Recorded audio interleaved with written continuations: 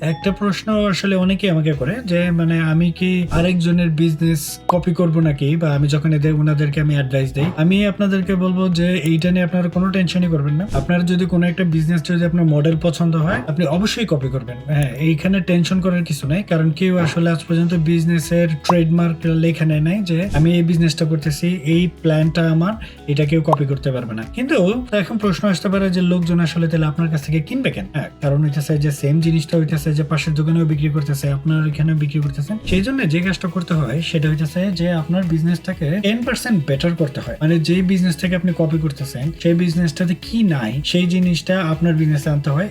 অনেকে আবার আরেকটা কাজ করে, অনেকে দেখা যায় যে ধরেন যে অন্য দেশে যায় বা অন্য দেশে বেড়াতে যায় বা বিজনেস ট্রিপে যায়, যে কোনো যে কারণে যায়, যাওয়ার পরে কোনো একটা প্রোডাক্ট পছন্দ হয় বা ইন্টারনেটে দেখে, সেই প্রোডাক্টটা তারা ওই বিজনেস মডেলটা কপি করে তারা এখানে নিয়ে আসতে পারে। সেই ক্ষেত্রে তো আপনার কোনো চিন্তাই নেই, কারণ হইতেছে যে আপনি এই বিজনেস মডেলটা একদম নতুন নিয়ে আসতেছেন বাংলাদেশে। এক্ষেত্রে তো আপনার কম্পিটিটর নিয়েও টেনশনের কিছু নাই। কিন্তু আমি আপনাদেরকে বলবো এটা নিয়ে মানে দ্বিধাদ্বন্দ্বে ভোগার কিছু নাই। হ্যাঁ, সারা পৃথিবীতে সব মানুষই কপি করতেছে, কিন্তু ব্যাপার মাথায় রাখবেন যে এটা যেন যেটা কপি করতেছেন সেটা যেন বেটার হয়।